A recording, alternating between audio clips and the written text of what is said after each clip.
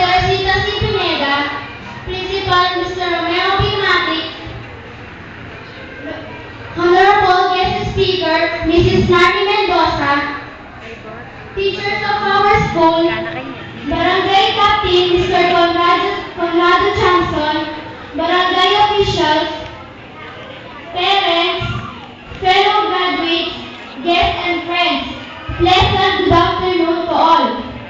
Today marks the beginning of a new stage in our lives, and this is now our graduation day.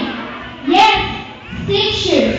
6 years to attain what I have become now, along the first steps of my pursuit to high school. Before we enter into a new life, let me begin this by briefly looking into our theme, which is education changing lives. This has been the primary reason why we are all gathered here, to witness the change that we all wanted to attain as a pupil. Let me share you a quote from Anatole France, which is, "An education is in how much you have committed to memory or even how much you know. It's being able to differentiate between what you do know and what you don't."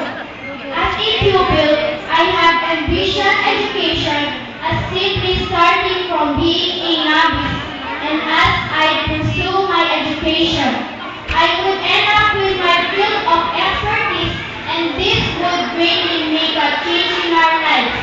The encouragement that we receive every time we go to class, the assignments that we diligently do at home, the lectures that each teacher impart every day, and the quizzes and major exams we go through each reading periods are all parts of how education changed our lives.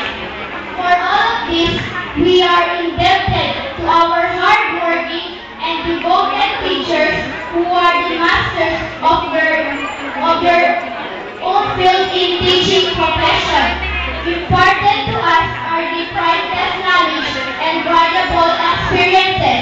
Will cherish, will keep, and will bring us our shield and weapon in pursuing our endeavors. To our parents, we thank them for all the support and encouragement they had given us. To my parents, I now give back the glory. To you, my fellow graduates, as we finally leave the premises, time has come to set us for the second challenge in our pursuit of education. For I firmly believe only proper and higher learning can uplift each and every one of us to be a better citizen, to be an asset in the community, and to be an envisioned leader of our country and our fellow men. We expect to pass through this life only once. What the future holds, we cannot tell. Time is a vital factor. Thank you and onward we go, fellow graduates of 2010. Thank you very much, Maria C. Mercado, our first honor.